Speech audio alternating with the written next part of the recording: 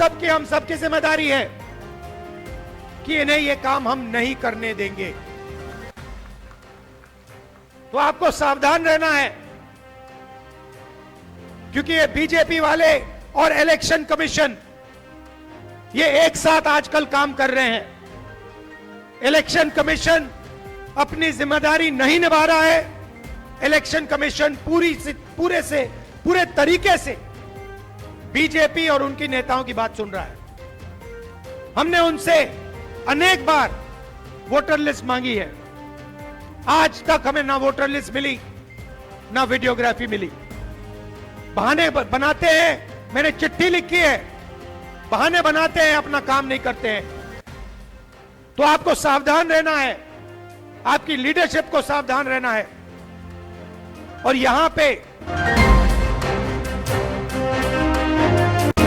बने और voter list में सारे के सारे लोग जो भी आसाम में रहते हैं,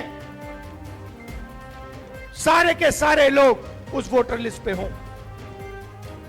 भाइयों और बहनों, जो आसाम में हो रहा है वो हिंदुस्तान में हो रहा है। यहां पे आपकी जमीन हजारों एकड़ किसी ना किसी बहाने अदानी को, अंबानी को, रामदेव को दी जाती है। वही महाराष्ट्र में हो रहा है, वही हिंदुस्तान के कोने कोने में हिंदुस्तान की सरकार कर रही। जहां भी आप जाएं, जो छोटे बिजनेस वाले हैं, जो देश की रीढ़ की हड्डी हैं, किसान हैं, मजदूर हैं, उनको खत्म किया जा रहा है। और 5-6 अरबपतियों को धन पूरा का पूरा दिया जा रहा है।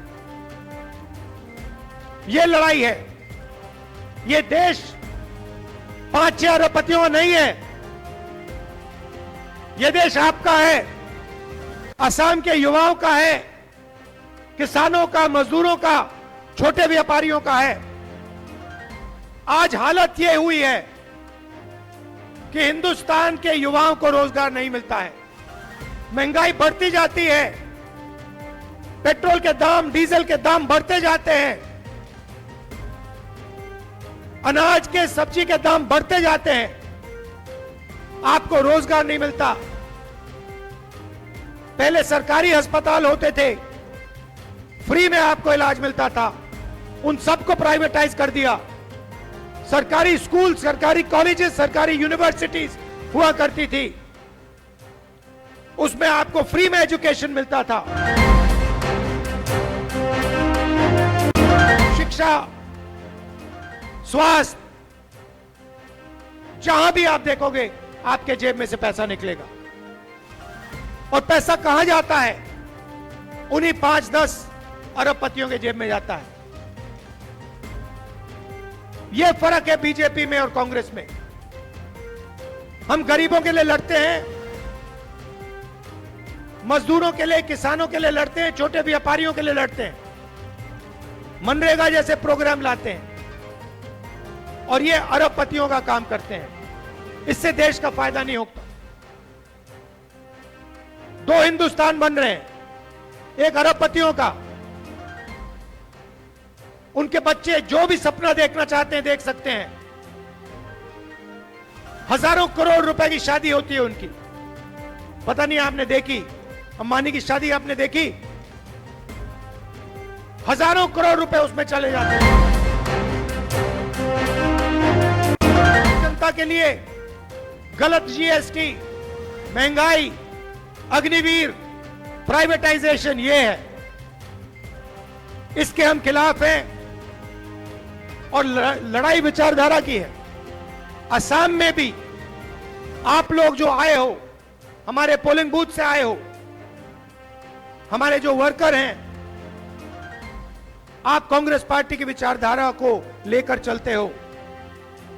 आपके दिल में हमारी विचारधारा है, और इसके लिए मैं आप सबको दिल से धन्यवाद करना चाहता हूं कि आप हमारे शेर हो, हमारी शेरनियां हो, और आप हमारे लिए लड़ते हो, हमारी विचारधारा की रक्षा करते हो।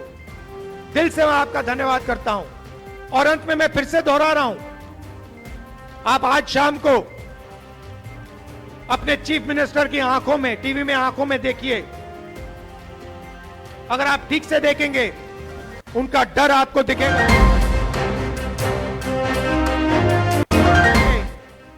चुनाव के बाद आपके चीफ मिनिस्टर इसी मीडिया में आपको जेल में दिखाई देंगे।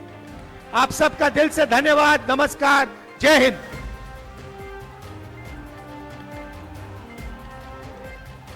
Thank you very much, sir.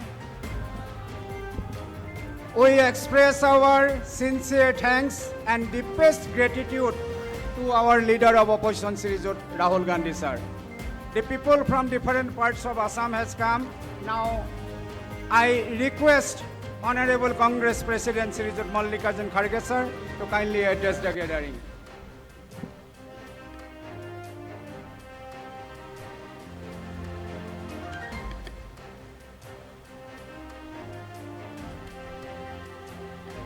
इस मंच पर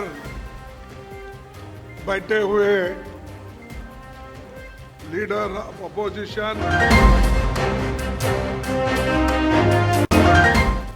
केसी वेणुगोपाल जी, जितेंद्र सिंह जी, गौरव गोगोई जी, डेबरा सैकिया जी और एमपीज, एमएलएज और इस सभा के आए हुए इस सभा में जो ब्लॉक कांग्रेस के प्रेसिडेंट है, मंडल प्रेसिडेंट्स हैं और सारे मेरे भाइयों और बहनों यहाँ पर आए हैं।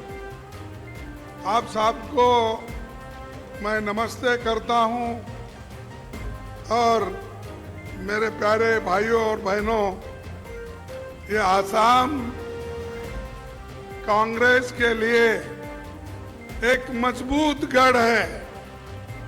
शायद आसाम के लिए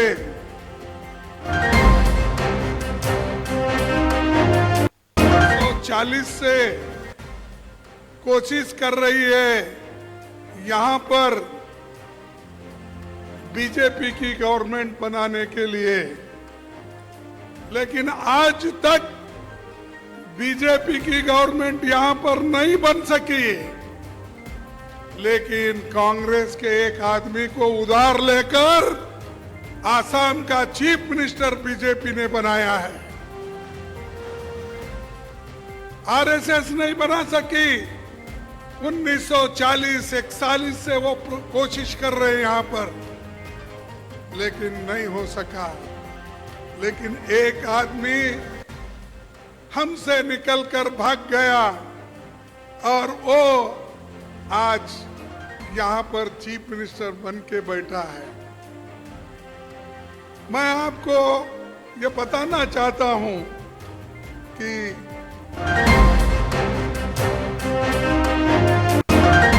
51वां सत्र यही गुवाहाटी में हुआ था। अब 2026 में जब कांग्रेस सत्र को 100 साल होने जा रहे हैं, 100 साल पहले यहां पर कांग्रेस पार्टी का एक बहुत बड़ा सम्मेलन हुआ था और उसको अब 100 साल हो रहे हैं। तो इतना महत्व आसाम के लिए कांग्रेस पार्टी दी है, देते आई है, आगे भी देते रहेगी। भाइयों, राहुल गांधी जी, मैं खुद, हमारी पूरी टीम ने आसाम की जनता के साथ मिलकर एक मजबूत रणनीति बनाई है और मैं गोगोई को धन्यवाद देता हूं। होते हुए भी आसाम में काम करने के लिए राहुल जी के कहने पर उन्होंने स्वीकार किया और आज उनके नेतृत्व में आप इतनी बड़ी संख्या में लोग आए हैं। एक नौजवानों साथी को राहुल जी ने आपको दिया है, उससे काम लेना है उनको मदद करना है। अगर उनको मदद करेंगे, ये अपने आप को मदद किए जैसा होगा।